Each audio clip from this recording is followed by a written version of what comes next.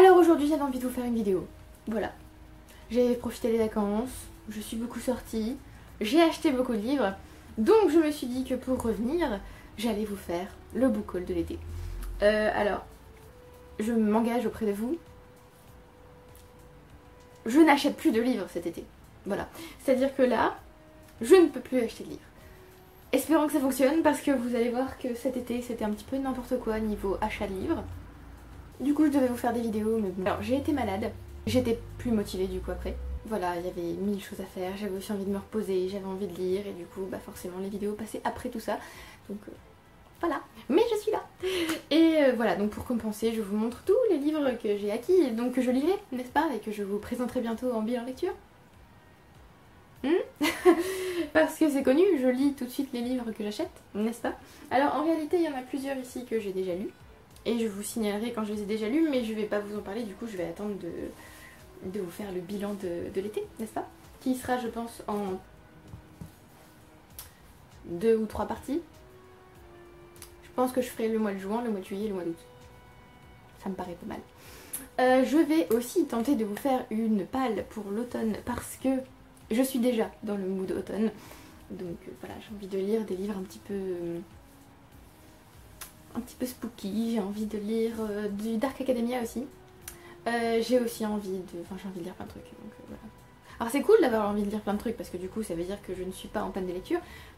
C'est compliqué de lire plein de trucs en même temps. Hein, donc voilà, allez on y va, c'est parti. Alors j'ai fait des petites piles et j'ai essayé de refaire l'espèce de chronologie des bouquins que j'ai achetés.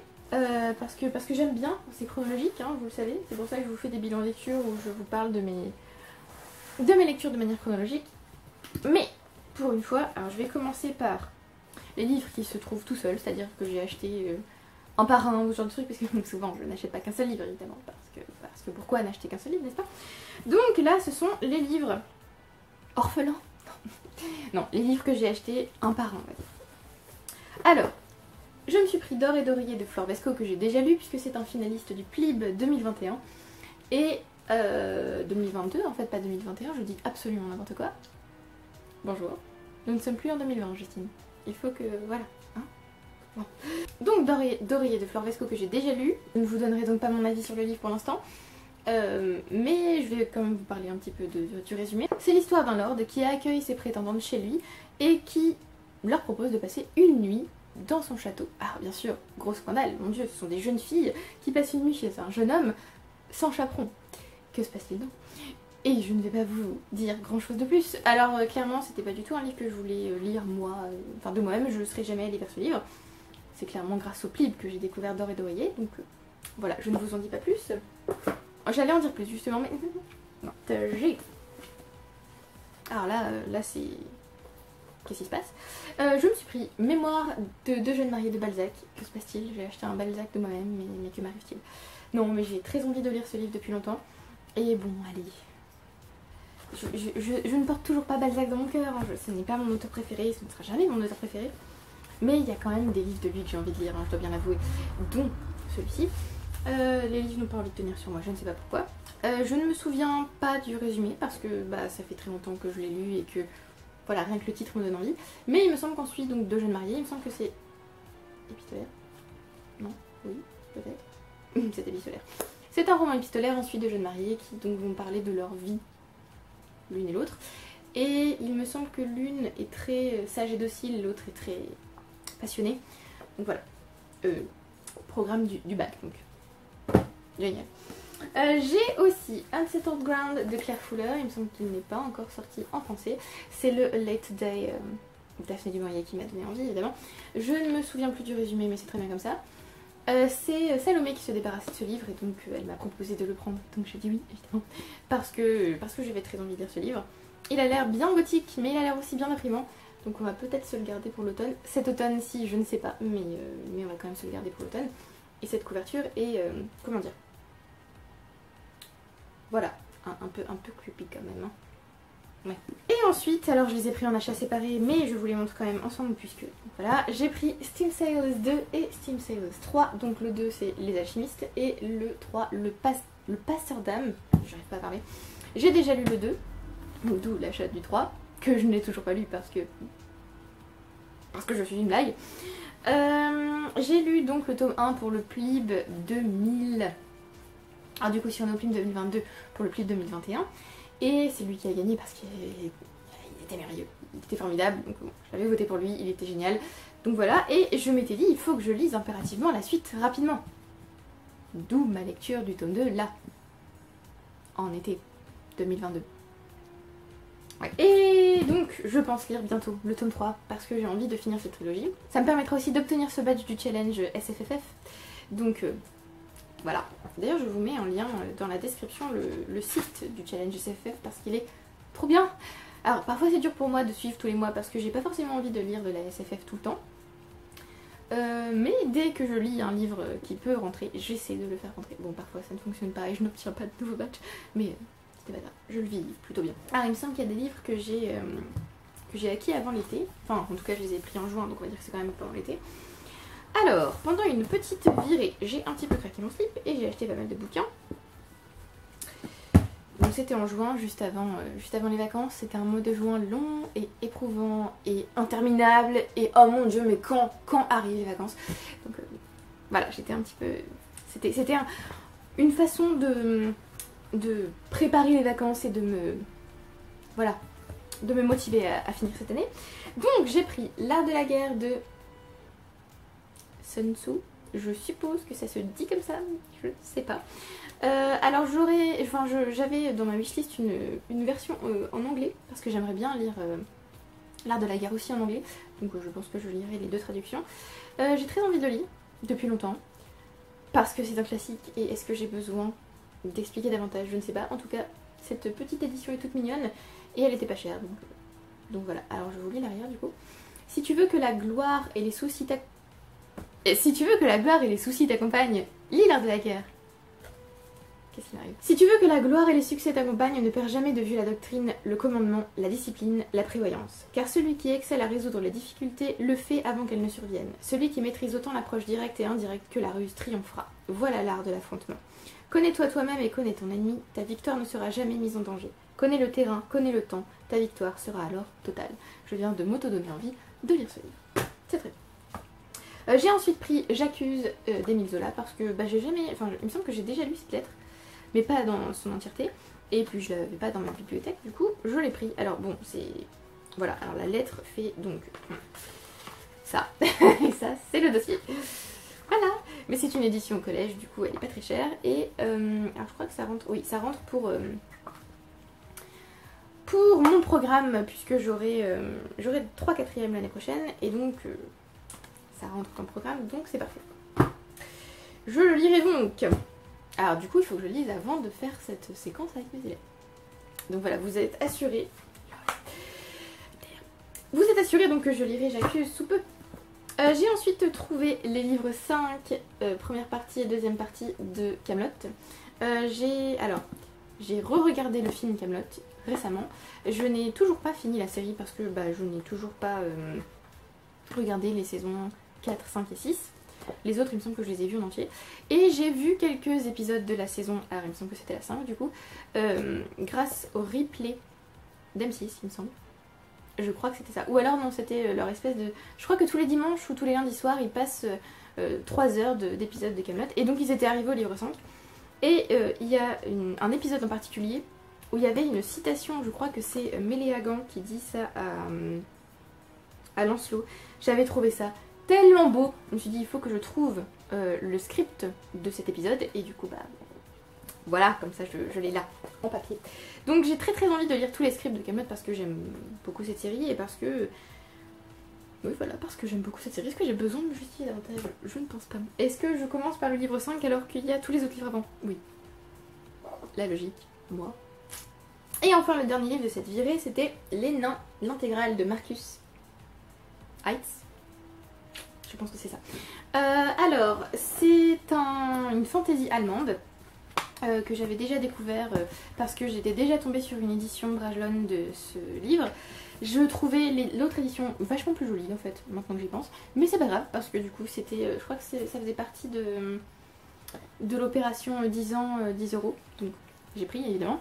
Et j'ai donc très envie de le lire. Alors les nains n'ont jamais été l'espèce qui m'a le plus intéressée. J'aime beaucoup les elfes, hein, voilà, bon. Mais les nains, jamais vraiment. Alors je me souviens qu'il y a une scène dans un livre, je ne sais plus c'est quel livre, mais c'est, voilà, une scène dans laquelle des nains, dans laquelle plutôt, je n'arrive plus à parler, je suis en vacances, je ne suis pas prof de français, voilà. Une scène donc dans laquelle des nains créent une espèce de monument ou de structure en cristal, et c'est l'œuvre de leur vie, et donc à la fin de l'élaboration de cette chose, l'architecte principal meurt en fait, parce que voilà, c'était l'œuvre de sa vie, et c'est son exploit, et c'était sa raison de vivre, et il meurt.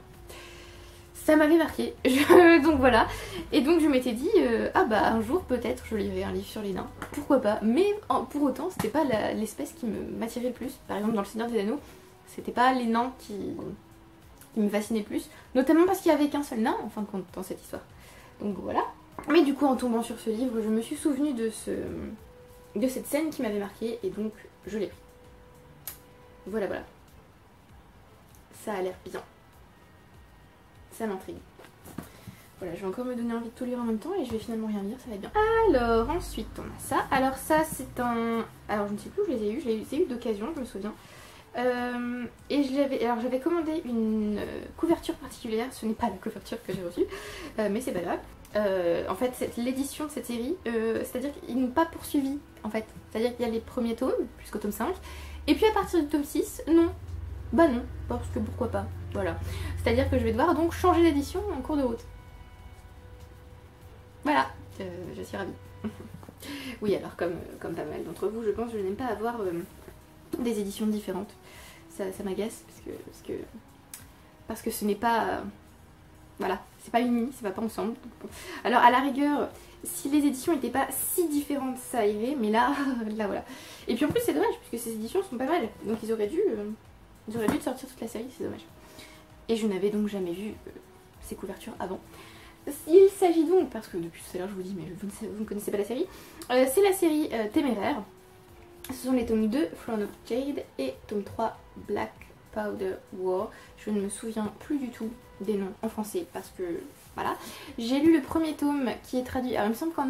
traduit non. Il me semble qu'en anglais le premier tome s'appelle Dragon... non. Majesty's Dragon. Et chez les Américains, aux États-Unis, c'est juste Téméraire, tome 1. Et donc, je ne sais pas si c'est une édition... Oh, bonjour. C'est une édition américaine du coup, puisque ça c'est le premier tome. Voilà, c'est à ça qu'il ressemble.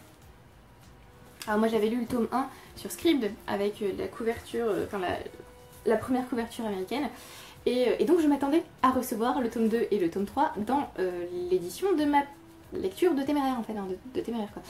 Et bah non, bon c'est pas grave. Alors j'ai adoré le premier tome, du coup j'ai vraiment hâte de lire les tomes 2 et 3. Dit la fille qui les a achetés en juin pour les lire tout de suite et ils sont toujours là. Si je résume le premier tome, en gros, un capitaine, je me souviens pas son nom parce qu'en ce moment j'oublie tous les noms. Un capitaine trouve un œuf de dragon sur un navire français. Il est anglais. Et il le prend du coup, et il le ramène en Angleterre. Problème, l'œuf de dragon éclot sur son bateau. Voilà, je ne dis rien de plus, vous verrez si vous avez envie de découvrir. C'est formidable et je viens de me rendre compte qu'il y a des commentaires de Peter Jackson sur mes éditions. Très bien. C'est très bien, j'adore. Et j'ai fait une chronique d'ailleurs sur Goodreads de Téméraire. Je vais peut-être en faire une sur le blog, comme ça elle sera accessible en français, ce serait bien. C'était génial et j'avais essayé de continuer avec le tome 2. Le problème c'est que sur Scribd il n'était qu'en audio et que j'avais envie de le lire, si pas en papier, en format digital, mais pas de l'écouter. Et du coup j'ai pas trouvé l'ebook sur Scribd, donc j'ai acheté les tomes 2 et 3. Et j'ai trop hâte de lire cette série. J'étais vachement surprise d'ailleurs par Téméraire parce que je m'attendais à... Je m'attendais pas, enfin c'est pas que je m'attendais pas à ce que ce soit si bien, mais je m'attendais pas à autant aimer en tout cas. Alors ensuite ça ne fait pas vraiment partie du bocal parce que ces livres ne m'appartiennent pas, mais Mathilde m'a prêté 2 livres. The Free Body Problem de Cixin Liu, je crois que c'est dit comme ça, et A Closed and Common Orbit de Becky Chambers. Donc ça c'est le tome 1 de la série Remembrance quelque chose, mais je ne me souviens pas du nom de la série parce que voilà. Et celui-là c'est le tome 2 de The Long Year to a Small Angry Planet, et donc la série s'appelle Wayfarers, il me semble. Le tome 1 était vraiment top. C'est pas forcément un coup de cœur astronomique, mais c'était génial et j'avais quand même envie de continuer. Et il me semble que là on suit un des personnages du tome 1. D'ailleurs je pense qu'ils peuvent se lire indépendamment les uns des autres. Donc voilà, 2 livres de SF qui m'ont été prêtés et qu'il faut que je lise bientôt. Alors ensuite je suis passée chez Gibert. Alors il y a eu beaucoup de trips chez Gibert, hein, donc bon, pratiquement tous occasions d'ailleurs. Et il me semble que j'en ai oublié un là. Je crois que je l'ai pas, je crois que j'ai oublié d'écrire un livre dans cette liste. Ah là là, je suis affreuse. Ça vous savez déjà. Mais oui, j'allais vous oublier un livre et j'ai donc oublié de l'écrire sur mon... Ah, je suis horrible. Hop, voilà. Donc il y avait en fait plus de livres que ce que je pensais. C'est vrai que c'était pas assez. Hein, Donc, premier trip chez Gibert. Donc, quand je suis allée chez Gibert ce jour-là, mon truc c'était de trouver le dernier tome du cycle de la mort de Pratchett. Parce que, alors, ici sont tous les Pratchett, je ne sais pas si vous les voyez. Mais donc, le premier tome c'est Mort. Ici, si j'arrive à l'attraper. Oh, voilà, là. Que j'ai déjà lu, que j'ai adoré. On a ensuite celui-ci. Et où-il? Là, hop, là. Il me semble que celui-là aussi en fait partie. Hop, hop. Voilà. On a ensuite Gripperman, Soul Music et Hogfather. Et donc, j'étais trop contente de tous les avoir dans l'édition Corgi d'origine. Et je me suis dit, il me faut le dernier, évidemment. Sauf que le dernier est paru après la fin des éditions Corgi comme ça. Et donc, j'ai pris Thief of Time, toujours de Terry Pratchett, le tout dernier tome du cycle de la mort, mais dans cette édition du coup. Ce qui fait que ça donne ça. Bon alors tant pis, c'est pas grave, hein, je l'aime quand même. Mais bon voilà. Et du coup je pourrais donc lire mon cycle de la mort en entier. Alors je m'étais dit que je ferais ça pendant l'été. Bon bah voilà. Autant vous dire que ça ne se fera pas. Mais je suis quand même contente de les avoir tous. Alors j'ai pas tous les Terry Pratchett, hein, pour l'instant. J'ai déjà le cycle de la mort en entier, c'est déjà bien. Mais j'ai pas encore tous les Terry Pratchett, mais un jour viendra où je l'aurai. Alors je vais peut-être du coup vous parler du premier tome du cycle. On va suivre Mortimer qui... alors attendez, que je ne vous dise pas tout quand même. L'édition anglaise ne dit pas tout je trouve. Alors d'ailleurs oui, ces éditions. Voilà. Trop classe, c'était kitsch à mort mais j'aime beaucoup. Donc Mortimer rencontre la mort qui lui propose un travail. Mortimer dit oui. Voilà, je vais pas vous dire grand chose de plus. Je m'attendais pas à grand chose en lisant ce livre et j'ai adoré, c'était génial. Du coup j'ai vraiment hâte de lire la suite. J'adore le personnage de la mort. Et j'aime beaucoup qu'en anglais, Terry Pratchett joue sur death et mort, puisque mort en français, et death dans la langue d'origine. Voilà, je trouve ça intelligent. Enfin, en fait, c'est simple, efficace, mais intelligent. J'avais très envie de lire ce livre, mais je ne trouvais pas l'édition que je voulais. Et en fait, j'en ai eu marre, parce que j'ai vraiment trop envie de le lire, donc tant pis, je l'ai pris. The Shining de Stephen King. C'était pas du tout l'édition que je voulais, mais à chaque fois que j'allais chez Gibert, elle était là. Donc je me suis dit, bon, c'est un signe, prends-la. Au pire, tu la lis. Tu n'aimes pas l'édition, tu la rachètes si tu adores le livre. C'est pas grave. Alors, je ne sais pas grand chose de ce livre. Bon, je sais qu'il y a un hôtel. Je sais qu'il y a un mec avec une hache. Je crois qu'il s'appelle Jack. Voilà.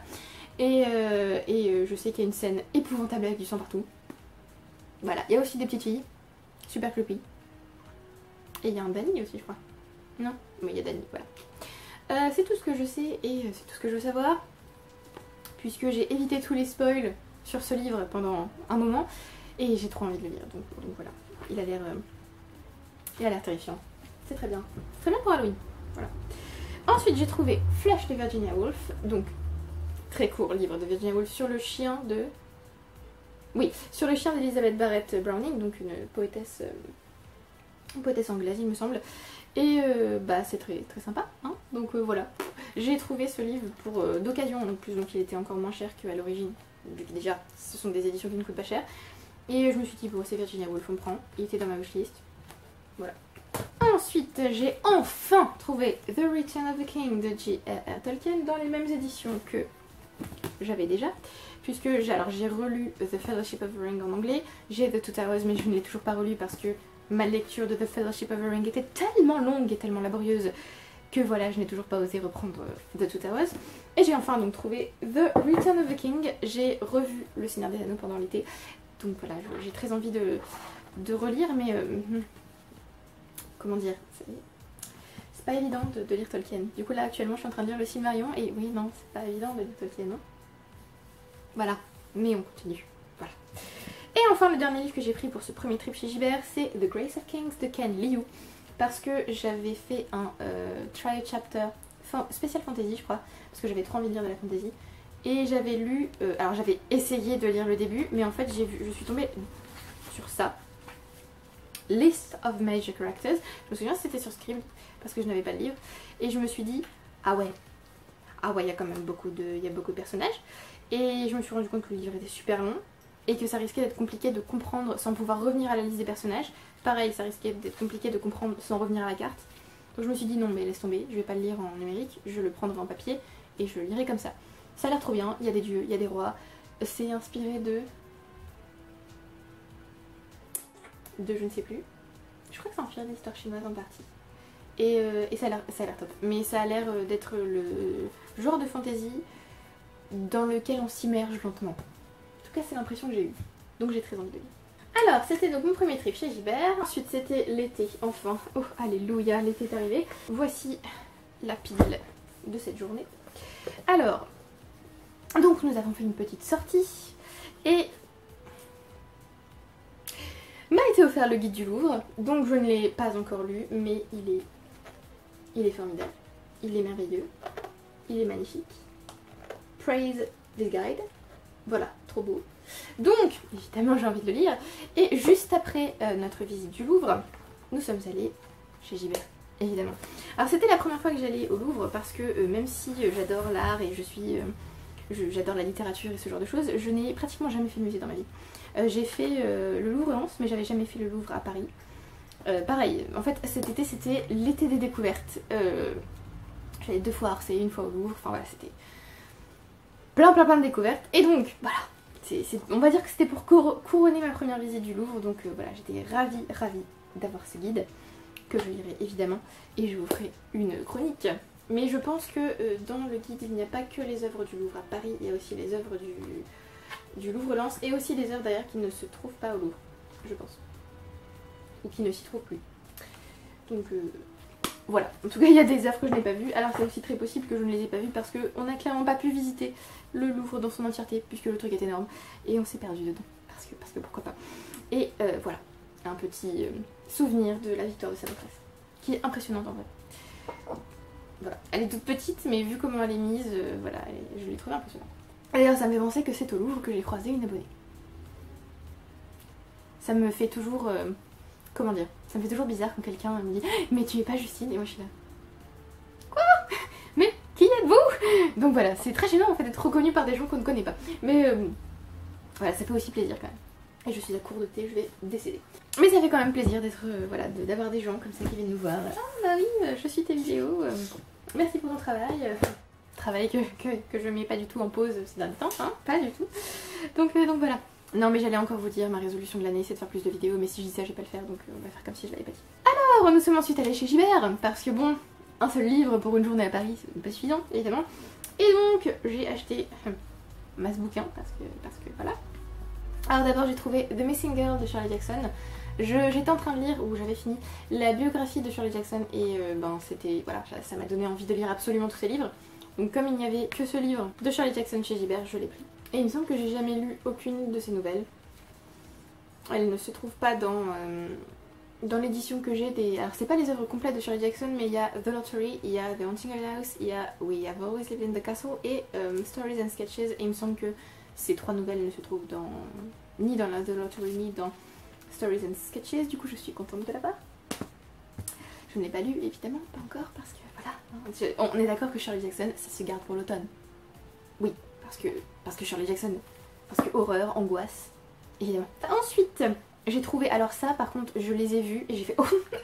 Alors vous rentrez avec moi, c'est évident, je ne peux pas vous laisser là. Puisque j'ai trouvé Witchfire et Witchstorm. Alors ce sont les éditions, alors certes, affreuses, mais ce sont les éditions anglaises, il me semble qu'elles sont anglaises ou américaines, maintenant j'ai un doute. Ça doit être américain, non? The United States, donc américaine. Ce sont les éditions américaines des Bannis et des proscrits. Cette série connaît plusieurs éditions en français, mais 2 seulement en anglais. Mais qu'est-ce qui se passe? Pourquoi? Je ne comprends pas. Donc, je les ai trouvés, je les ai pris direct, évidemment. J'ai déjà lu Witchfire en anglais. Et d'ailleurs, j'ai complètement redécouvert la série avec ce tome et c'était génial. Cette série est formidable. Pourquoi personne ne parle de cette série? Je ne comprends pas. Donc voilà. Et voilà, j'ai adoré ma relecture de Witchfire. Je ne l'ai pas relu cet été, hein, je l'ai relu il y a un an. Et je m'étais d'ailleurs dit, quand je l'ai relu il y a un an, oui, je vais me prendre, enfin je vais lire tous les tomes d'affilée. Allez, on continue. Et donc j'ai aussi trouvé le tome de Witchstorm, sympa avec des petites araignées sur la couverture parce qu'on aime beaucoup. Et du coup j'ai hâte de le relire. Je le lirai peut-être cet automne. Mais le truc c'est que c'est compliqué en fait de trouver la suite de la série. Donc voilà, je ne sais pas. Est-ce que je le relis en automne ou est-ce que j'attends de trouver les autres tomes? C'est la question. Et en plus, pardon, mais ces éditions, certes elles sont vieilles, mais elles sont... Enfin, on est d'accord qu'elles n'ont pas grand chose, là, elles sont... Voilà. Voilà. C'était ma trouvaille de cette journée, hein. C'était clairement... C'était incroyable. J'ai ensuite pris An Apprenticeship of the Book of Pleasures de Clarice Lispector parce que j'ai entendu parler de cette autrice qui est brésilienne, donc qui écrit à l'origine en portugais. Oui, j'aurais donc pu prendre ses livres en français, mais... Pardon, mais... Enfin... moi je dis que non, hein, je vais lire Clarice Lispector en anglais et collectionner les éditions Modern Classics parce que voilà, j'aime beaucoup en fait ces éditions avec la tranche verte. Donc dans mes rêves j'ai une bibliothèque où je mets tous mes livres par collection et donc tous mes Modern Classics sont ensemble et ils sont beaux et ils sont heureux. Voilà, je ne me souviens pas du tout du résumé. Est-ce que j'ai envie de le relire? Je ne sais pas. C'est une histoire d'amour. Voilà, on va dire que c'est ça, c'est une histoire d'amour. Et j'ai vraiment hâte de lire ce livre. Alors j'ai aussi découvert Clarice Lispector parce que j'ai trouvé une citation d'un de ses livres sur Instagram. Et la citation m'avait beaucoup touchée. Alors elle vient pas du tout de ce livre, elle vient de... Est-ce qu'il y a les autres noms de ses œuvres? Je ne pense pas parce que ce serait trop beau. Non. Il y a The Hour of the Star mais c'est pas celui-là. C'est... The Passion According to G.H. je crois. Et du coup c'était celui-là que je cherchais à l'origine, mais bon, j'ai trouvé celui-là, j'ai pris. Hein. Donc le prochain, si j'arrive à le trouver, sinon je le prendrai sur internet, tant pis. Mais si j'arrive à le trouver, c'est The Passion According to G.H. qu'il faudrait que je me prenne pour retrouver cette citation qui était vraiment trop belle. Et voilà. Voilà, ça a l'air très bien. Donc je vous en parlerai aussi. Et il me semble que la majorité de ces livres sont traduits en français, donc tout va bien. J'ai aussi trouvé Ivanhoe de Walter Scott. Alors c'était dans la section livre à petit prix, il m'a genre coûté 1 euro, 2 euros. C'était pas du tout l'édition que je voulais parce que j'aimerais l'édition Vintage Classics avec les tranches rouges. C'est pas grave, hein, je le lirai et si j'aime, je rachèterai en édition Vintage Classics, bien sûr. Par contre, c'est censé être un pavé. Et comme les éditeurs anglais adorent écrire tout petit dans leurs livres, eh bien ce livre fait 300 pages. 400 à tout casser. D'accord. C'est un pavé normalement, je vous le rappelle. Hein, et j'ai des lunettes, hein, donc voilà. J'ai pas des yeux super ouf.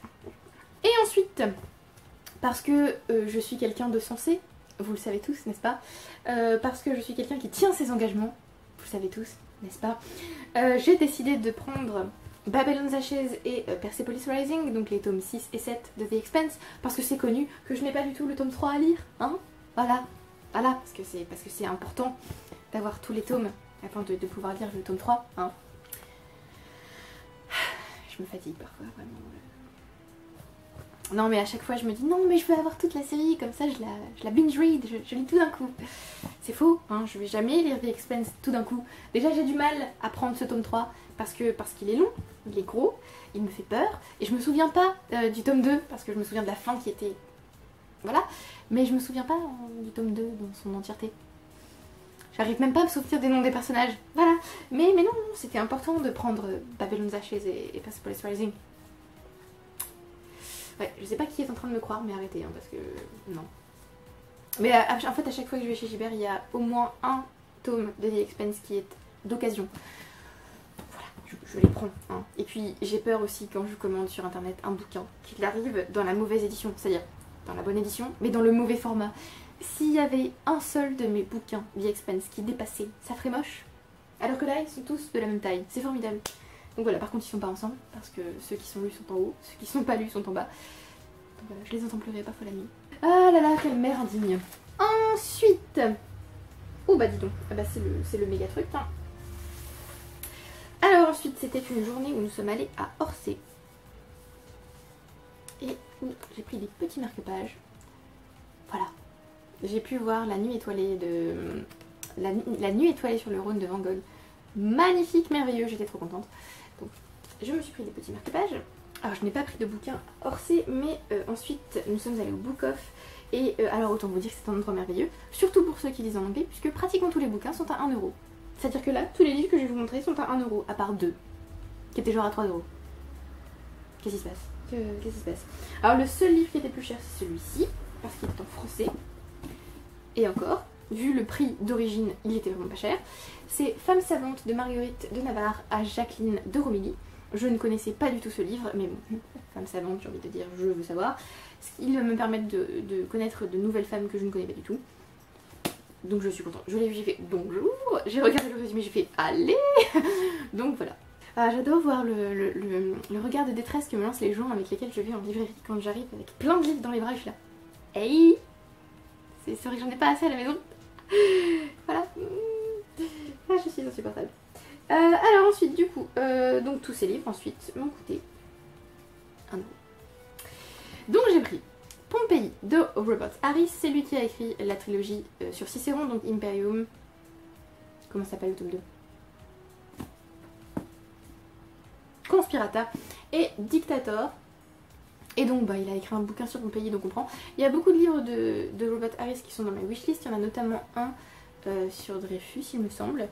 Il y en a un qui s'appelle Munich, il y en a un qui s'appelle Fatherland qui a l'air génial. Du coup j'ai trouvé celui-là, il était dans ma wishlist, je l'ai pris. Je ne me souviens pas du résumé, mais c'est pas grave, je pense que ce sera bien parce que j'ai vu Caligula's Wife, ça va forcément être bien. Puisque la trilogie Cicéron était géniale, donc je ne vois pas pourquoi celui-là ne le serait pas. J'ai ensuite trouvé Tales of the City d'Armistead Maupin. Oui, je suis désolée, je le dis à la française, tant pis. C'est le premier tome de sa série. Je ne me souviens plus de quoi ça parle, mais je me souviens qu'il est dans ma wishlist depuis 107 ans. C'est écrit petit, mais il y a énormément de dialogue, donc ça devrait se lire vite. Voilà, j'étais intriguée, ça faisait longtemps que ça m'intriguait, donc on va tenter. Alors celui-là, j'ai hésité à le prendre, mais je me suis dit, tant pis, on prend. Parce que Vintage Classics, hein, donc on prend. C'est The Tin Drum de Günter Grass. Donc c'est un livre qui est écrit à l'origine en allemand. Je m'étais dit que j'allais pas le prendre parce que ben, si je prends tous les livres traduits en anglais, je ne vais plus du tout quasiment lire en français. Mais en même temps, l'allemand est quand même une langue plus proche de l'anglais que du français. Donc je me suis dit que c'était mieux de le prendre en anglais. Et puis en plus, il s'ajoute à ma collection des Vintage Classics. Donc voilà. Et puis en plus, c'était pas cher. Voilà, on repart avec tranquillement. Bien sûr, je ne l'ai pas lu, je ne me souviens plus du résumé. Il me semble que c'est un petit garçon qui arrête de grandir et qui a un tambour, je crois. Et donc ça parle de la Seconde Guerre mondiale. Parfait, il est énorme, mais parfait. Combien de pages il fait celui-là? C'est aussi écrit petit d'ailleurs, hein, faut arrêter ça. Hein. Les maisons d'édition anglaises, faut arrêter d'écrire aussi minuscule dans les livres. Vous savez, le but c'est quand même qu'on réussisse à lire, donc voilà, permettez-nous de lire. 563 pages. Voilà. Nous verrons. Alors ensuite j'ai pris deux livres du même auteur. Ils sont tombés. J'ai pris Rules of Civility et Gentleman in Moscow, je crois que c'est comme ça en anglais, d'Amor Townes. Je crois que ça se dit comme ça aussi en anglais, je ne suis pas sûre. Rules of Civility est le livre préféré d'Olive de la chaîne de Book Olive. Et du coup, ça m'a donné envie de le lire. Enfin, ça fait longtemps que j'ai envie de le lire. Du coup, je ne me souviens pas du tout du résumé. On va dire que je lui fais confiance. Et ça, c'est donc l'autre livre de cet auteur qui est très connu. Et que j'avais aussi envie de lire parce qu'il avait l'air sympa. C'est l'histoire d'un notable russe qui est assigné à résidence en gros. Et voilà, c'est l'histoire de sa vie. Pourquoi pas. Par contre, ça, je me souviens vraiment pas en fait. Ok, c'est à New York en 1937. Et on suit une jeune fille qui va apprendre des choses. Nous verrons, j'espère que ce sera bien. Ensuite, j'ai trouvé la fin d'une trilogie. Alors, j'ai le tome 1, pas du tout dans cette édition. D'ailleurs, je déteste l'édition que j'ai du tome 1. Parce que je l'avais commandé, je crois, sur Momox. Et j'ai pas du tout eu l'édition que je voulais. Donc ça m'a énervée. Donc, j'ai trouvé les 2 autres tomes dans une autre édition. Donc je pense que je finirai par virer l'édition que j'ai achetée sur Monox et par en reprendre une autre. La même édition que cela du coup. C'est The 12 et The City of Mirrors. Alors du coup voilà. Et le premier tome c'est The Passage de Justin Cronin. C'est donc une trilogie qui il me semble est une fantasy post-apocalyptique où alors ce n'est pas clair pour moi mais j'ai fait exprès. Je ne sais plus si ce sont des vampires ou des zombies les créatures de cette série et je ne veux pas le savoir parce que je me suis gardé la surprise en fait. Alors The 12 a l'air court mais en fait il fait plus de 700 pages et The City of Mirrors a l'air énorme et il fait 800 pages. Allez, c'est parti. Et alors The Passage, mon édition, je crois, fait aussi 750 pages, un truc comme ça. C'est parfait, moi qui ai incroyablement peur en ce moment de lire des pavés, je pense que ce sont les livres faits pour moi.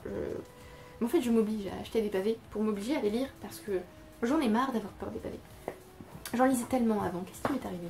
Ensuite, j'ai pris celui-là parce que je l'ai dans ma wishlist depuis un moment et qui m'intrigue, je sais pas pourquoi. Je crois que c'est la couverture surtout qui m'intrigue. C'est The Traitor Barrow Cormorant de Seth Dickinson. Je ne me souviens plus de l'histoire et c'est très bien comme ça. Et oui, ce livre m'intrigue et je pense que c'est en partie pour la couverture. Mais... Et la couverture des tomes suivants est aussi étrange, je trouve. Et alors, il y a un commentaire qui dit que c'est un concurrent de Game of Thrones. Ok, parce que c'est de la fantasy au sous-entendu machiavélique. D'accord, nous verrons. J'espère que ce sera cool. Et il est plus court que... Oui, il fait moins de 400 pages. Il reste 2 livres pour ce trip après Orsay. Hein. J'ai trouvé I'll Be Gone in the Dark de Michelle McNamara. C'est une non-fiction. Alors c'est l'autrice qui était... alors c'est écrit obsessive, donc obsédée entre guillemets, par la recherche du Golden State Killer, donc c'est un serial killer, et elle a fait donc une enquête ou un livre en tout cas sur lui. Et alors je pense que ce n'est pas du tout un spoiler, hein. C'est juste que à un moment donné, voilà, on a Part 3 et juste avant Part 3, on a une note de l'éditeur qui nous dit Michelle McNamara est morte le 21 avril 2016, c'est-à-dire pendant qu'elle écrivait son livre. Yay, merci. Donc voilà, et alors j'adore l'espèce de phrase d'où est tiré en fait le titre, c'est You'll be silent forever and I'll be gone in the dark. C'est-à-dire tu seras silencieuse à jamais ou silencieux à jamais et je me serai volatilisée dans les ténèbres, quelque chose comme ça. Je trouve ça très beau. Je ne lis pratiquement jamais de non-fiction et en tout cas pas de... Enfin de non-fiction. Si, je lis des non-fiction mais je ne lis pratiquement jamais de true crime parce que je déteste ça.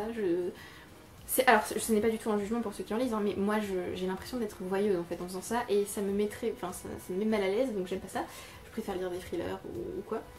Et je crois le seul livre de true crime que j'ai lu dans ma vie c'est In Cold Blood de Truman Capote. Et déjà là c'était... J'ai beaucoup aimé le livre hein, mais voilà, savoir que ça s'est réellement passé tout ça, voilà. Et donc nous verrons ce que je penserai de I'll Be Gone in the Dark. J'ai 2 énormes piles de livres à côté de moi, j'ai très peur qu'elles tombent. Cette vidéo est tellement longue. Le dernier livre que j'ai trouvé au Book Off, c'est un livre que je cherche depuis tellement longtemps et c'est une première édition, donc je l'ai pris illico évidemment. Et alors quand j'ai vu qu'elle coûtait 1 €, je me suis dit mais les gens sont tombés sur la tête, qu'est-ce qui se passe? C'est Women Who Run with the Wolves, Myth and Stories of a Wild Woman Archetype de Clarissa Pinkola Estes. Ce livre, au Book Off, à 1 €. Mais qu'est-ce que... Ok.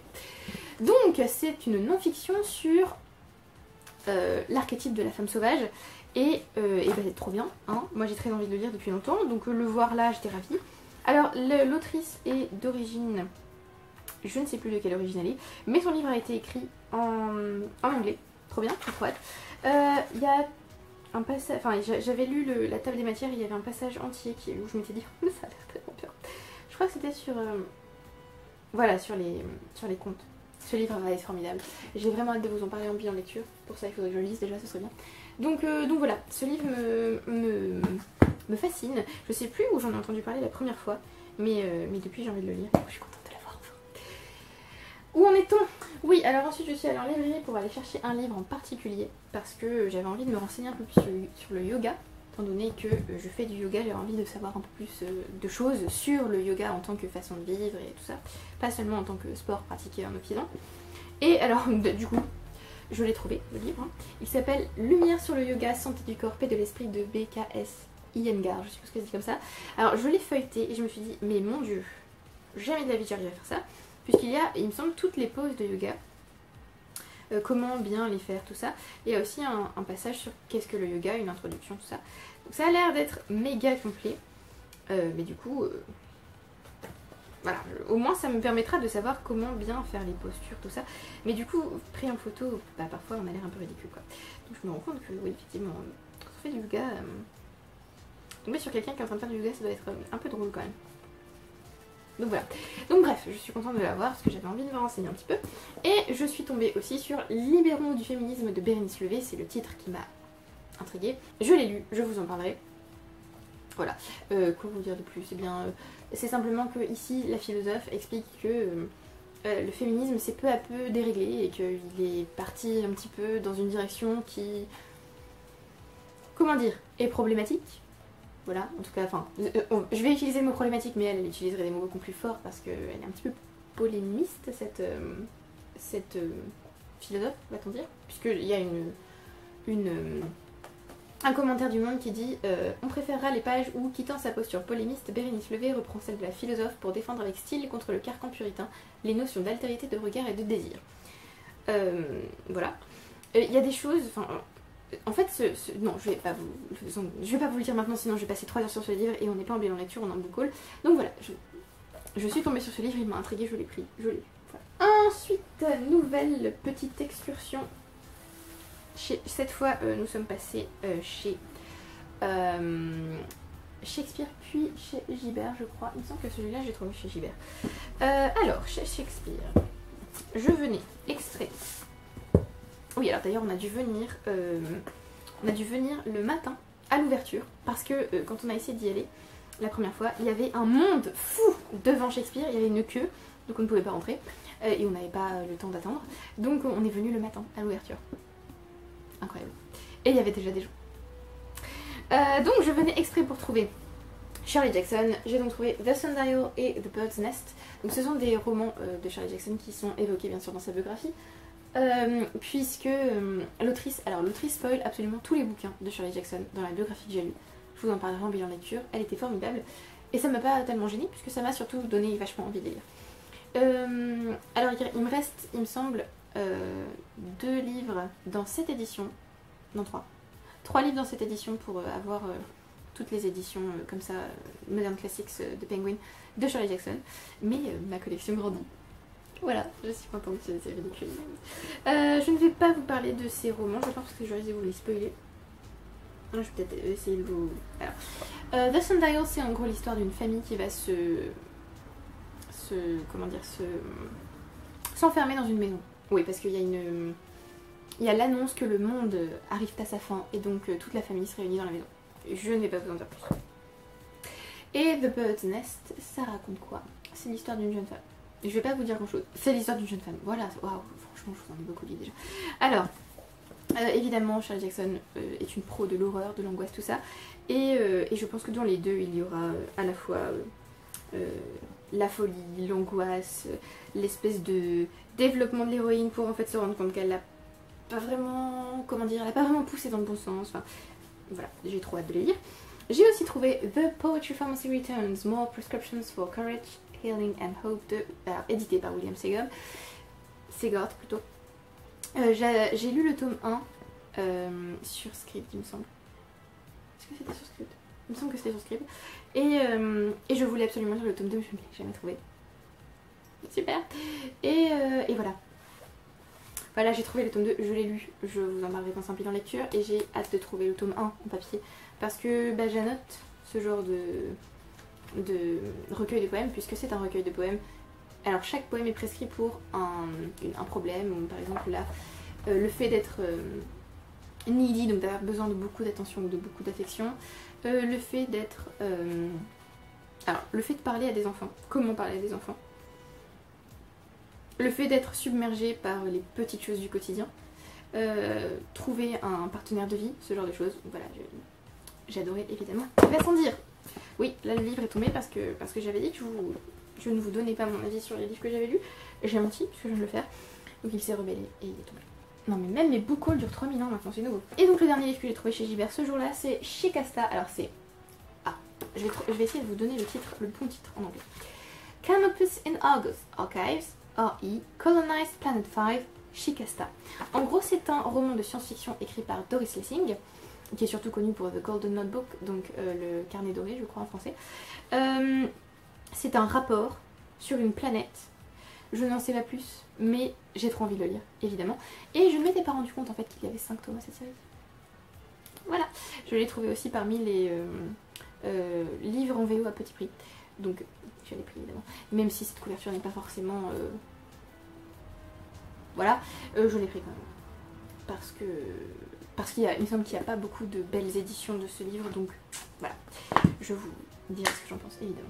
Ensuite, autre virée à Paris, autre virée chez Gibert. Oui, non, mais Gibert, c'est ma deuxième maison. Voilà. Alors, d'abord, il y a Shakespeare & Co, ensuite il y a Gibert, ensuite il y a le Book. Donc, si vous voulez me trouver, je serai là-bas.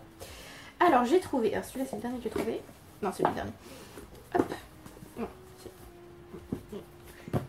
voilà. Alors, j'ai trouvé 2 biographies de Dominique Bonnat, Camille et Paul, la passion Claudel, pas la raison du tout, et Berthe Morisot, Le secret de la femme en noir. Donc ça c'est une biographie de Camille et Paul Claudel, que j'avais très envie de lire parce que je voulais en découvrir plus sur Camille Claudel, pas forcément sur Paul, mais voilà, ils sont tous les deux là, donc pourquoi pas. Et sur Berthe Morisot, une peintre impressionniste qui est... que je connaissais pas du tout en fait, et donc ça m'a intriguée. Alors j'ai pas encore lu Berthe Morisot, en revanche j'ai déjà lu Camille et Paul, donc je vous en parlerai plus tard. J'y ai aussi trouvé Le mur invisible de Marlène Haushofer, je pense que c'est comme ça. Il me semble que c'est un livre post-apocalyptique. Et je ne me souviens plus où j'ai vu ce livre la première fois, mais il m'a tout de suite intriguée et je m'étais dit, il faut absolument que je lise ce livre, il a l'air trop bien. Et il me semble que c'est une jeune femme qui est seule dans la nature. Alors, dit comme ça n'a pas du tout l'air d'être mon truc. Mais la façon dont la personne m'avait parlé de ce livre, j'avais juste trop envie de le lire. Donc voilà, je l'ai enfin, je vais pouvoir le lire. Et enfin, j'ai trouvé La Cité des Dames de Christine de Pisan. J'ai très envie de lire Christine de Pisan depuis longtemps. D'ailleurs, je fais étudier Christine de Pisan à mes élèves en 5e. Je leur fais lire une partie du Diété de Jeanne d'Arc quand on fait héros et héroïne. Et du coup, voilà, j'étais ravie de trouver ce livre. Il y avait aussi, je me souviens plus, le chemin de Longue, je sais plus, l'autre bouquin de Christine de Pisan que j'ai très envie de lire. Je commencerai donc par celui-là.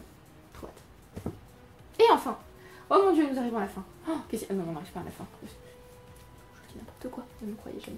Quand je dis que c'est la fin, ce n'est jamais la fin. Et ensuite, petite virée, alors, en Alsace, on va dire dans le Grand Est, parce que c'était vaste. D'abord, on était en Champagne quand même.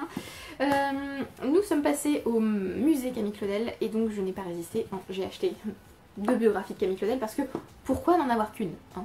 Alors j'étais en train de lire Camille et Paul quand j'ai acheté ces biographies. Je vous dirai pourquoi quand... Est-ce que je vous le dis maintenant? Ça relève quand même du bidon lecture. Je sais pas si je vous le dis maintenant ou pas. Bon, allez. En fait, j'ai acheté ces biographies parce que quand je lisais celle-ci, je n'aimais pas du tout le style de l'autrice. Mais alors, pas du tout. Ça me saoulait. Voilà. J'étais à 2 doigts de l'abandonner en fait quand j'ai acheté ces 2 biographies. Alors ici, c'est pas vraiment une biographie, c'est une biographie romancée ou un roman biographique qui raconte donc la vie de Camille Claudel. C'est ce livre qui l'a fait connaître, qui a rappelé aux gens que Camille Claudel avait existé, puisqu'on ne se souvenait pas en fait d'elle. Son travail avait été balayé ou mis de côté, et donc voilà, on avait un peu oublié son existence. Et j'ai aussi acheté cette biographie, pour le coup là c'est vraiment une biographie sans aucune romance. Camille Claudel, sa vie donc, d'Odile, qui est sale mon dieu, Odile Herald Close, c'est une universitaire américaine mais née en France. Et voilà, celle-ci est illustrée. Donc voilà. Donc je n'appréciais pas du tout cette biographie, que je n'ai pas abandonnée entre temps, mais donc je vous en parlerai ça en bilan lecture. Et j'avais très envie d'avoir une vraie biographie avec un style de biographe. Finalement celui-là, comme c'est une biographie romancée, je pense que bon, ce ne sera pas tout à fait ce que j'espérais, mais celle-là, je place tous mes espoirs dans cette biographie. J'espère qu'elle est bien. Voilà. Et en plus il y a des illustrations, c'est mieux. Parce qu'en fait quand on lit une biographie et qu'il n'y a pas d'illustration, on nous parle d'œuvres, c'est très bien. Mais en fait on ne les voit pas. Donc il faut s'arrêter toutes les 30 secondes pour aller chercher l'œuvre et c'est agaçant. Donc voilà, ce sera beaucoup plus simple avec les illustrations. Et enfin, j'ai trouvé ce petit livre au Château du Haut-Königsbourg parce qu'il y avait une librairie. Et voilà, je me suis dit comme ça ce livre serait spécial. Il s'agit des animaux fabuleux, légendes et superstitions aux éditions Rustica, pardon. L'autrice s'appelle Denise Kroll-Terzaghi, j'espère que je n'ai pas du tout écorché ce nom. J'aime beaucoup, c'est trop mignon, c'est trop beau, il a un POC, je l'ai vu après l'avoir acheté, tristesse. Donc voilà, et bien sûr le premier animal sur lequel je suis tombée en ouvrant le livre c'est l'araignée bien sûr, parce que sinon c'est pas drôle. Voilà, je vous en fais profiter, parce qu'il n'y a pas de raison que je sois la seule à souffrir. Donc c'est un tout petit livre qui parle donc des animaux fabuleux, je voulais le résumer. De l'Antiquité au Moyen-Âge, les animaux ont revêtu une importance particulière, jouant tour à tour un rôle bénéfique ou maléfique. Araignées, chats, chauves-souris, corbeaux, crapauds, dragons. Partez à la découverte d'histoires fantastiques, de légendes fabuleuses, anecdotes surprenantes et de recettes secrètes. Alors j'étais tombée aussi sur Dragon... non, c'était quoi? Je ne sais plus. C'est un bouquin sur les dragons, je vous mets la couverture ici. Il a l'air trop bien, j'ai trop envie de le lire. Mais il était un petit peu cher et du coup j'ai pris celui-là, hein, parce que bon, c'est la fin des vacances, donc on va se calmer un petit peu. Et voilà. Il a l'air très bien, je pense que je le lirai sous peu parce qu'il est assez court et qu'il a l'air, oui, il me fait très envie, évidemment. Et j'ai pris un petit marque-page avec. Voilà. Et reste enfin une petite pile de livres pour mon anniversaire, donc ce ne sont que des cadeaux. C'est pas moi qui les ai achetés. Voilà, je me dédouane de toute responsabilité pour l'achat de ces livres, ce n'est pas moi, ce sont des cadeaux. D'abord, The King in Yellow de Robert W. Chambers, dans cette magnifique édition. Voilà, trop bien. D'ailleurs, meilleure citation du bouquin, hein, c'est une très bonne idée de la mettre là, bravo. The King in Yellow, dont j'avais déjà entendu parler, mais qui n'était pas dans ma wishlist. Donc, voilà, En fait, il y avait quelque chose qui me faisait peur dans ce livre, parce que c'est écrit weird. Et donc, il a inspiré Lovecraft, et j'ai toujours eu peur de Lovecraft, que je n'ai jamais lu. Je sais pas pourquoi, j'ai peur que ce soit pas fait pour moi, j'ai peur que ce soit trop bizarre, ou trop dégoûtant, ou voilà. Donc j'avais peur de lire des livres classés dans le weird. Et The King in Yellow est arrivé, je l'ai déjà lu, je ne vous donne pas pour l'instant mon avis. Mais je vais quand même vous parler un petit peu de ce livre. Donc là, dans cette édition se trouvent les 4 nouvelles d'origine. C'est bien, je vous fais ça. Voilà. Les 4 nouvelles d'origine qui s'appellent donc The Repairer of Reputation, The Mask, In the Court of the Dragon et The Yellow Sign. Ce sont donc les 4 premières nouvelles qui tournent autour du King in Yellow, du roi en jaune, qui donc a été traduit en français par le roi jaune ou le roi vêtu de jaune, ou vêtu en jaune, de jaune vêtu, je ne sais plus, bref. Il est traduit en français. Et donc je pense bien sûr trouver les 6 autres nouvelles, puisqu'en fait il y a normalement 10 nouvelles dans l'univers du roi en jaune. J'ai donc une édition avec les 4 nouvelles d'origine. Cette édition est trop belle. Je ne vais pas vous en dire plus parce que sinon je vais vous dire ce que je pense de ce livre et ce n'est pas pour maintenant. Et enfin, j'ai reçu une trilogie. J'ai un peu honte parce que je ne peux pas lire cette trilogie maintenant, puisqu'il y a une trilogie qui se trouve avant cette trilogie que je dois avoir lue pour ne pas me faire spoiler. Donc voilà. J'ai reçu The Tonyman Trilogy de Robin Hobb, donc Fool's Errand, The Golden Fool et Fool's Fate, que je ne peux donc pas lire parce que je n'ai pas encore lu The Live Ship Traders. Vous savez la trilogie dont j'arrête pas de parler, où j'arrête pas de dire oui il faut que je lise cette trilogie parce que sinon je peux pas continuer à lire Robin Hobb. Et ben on y est arrivé, là ça y est, je ne peux pas lire The Tonyman, où se trouve encore Fitz et le fou étant un de mes personnages préférés, parce que je n'ai pas encore lu The Live Ship Traders. Voilà, je me déteste un peu, hein. Je vais quand même vous montrer les couvertures qui sont magnifiques. Trop belles, ces éditions sont trop belles. Du coup je n'ai bien sûr pas lu le résumé, ben je ne peux pas le lire, hein, puisque si je le lis, je me spoil, puisque j'ai essayé de regarder le résumé du premier tome et j'ai vu... Ah non ah non, j'ai vu un truc à propos de bateau, hein. Faut pas regarder ça. Donc voilà. Un jour j'exposerai tous mes bouquins de The Realm of the Elderlings ensemble. Ça sera magnifique. Donc voilà, c'est la fin de ce book haul énorme. Je ne sais pas quoi dire. Je suis entourée de bouquins. Je ne sais pas quoi dire. En fait, en vrai, être entourée de bouquins, c'est le paradis, hein, je suis d'accord.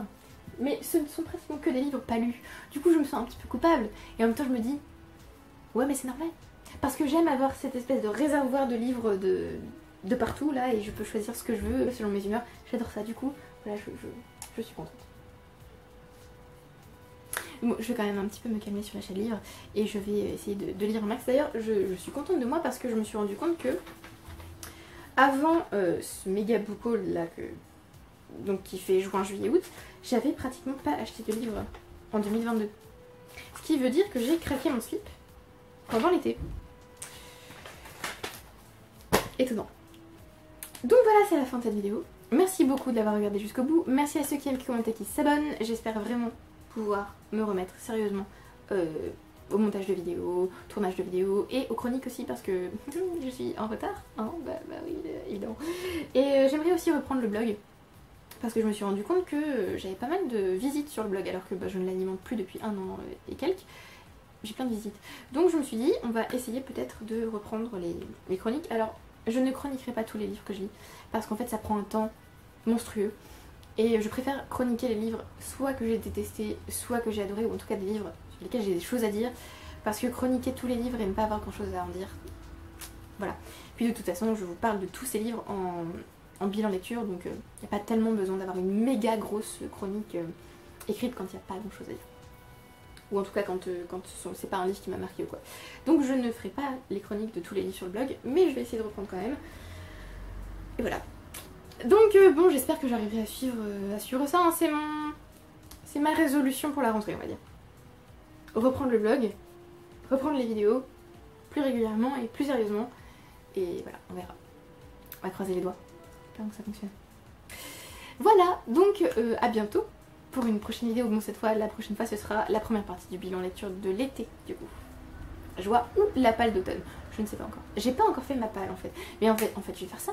Je vais faire ma palle de l'automne là. Alors je vais pas la faire en vidéo, je vais la préparer en papier. Oui, bah oui, c'est évident, je vais faire ça. Parce que là, c'est bientôt l'automne là. Bah oui, c'est bientôt le 1er septembre. C'est bien, je m'auto-stresse pour la rentrée. C'est sympa. Bon, dans tous les cas, c'est quand même la fin de la vidéo. Merci beaucoup et à bientôt. Bye.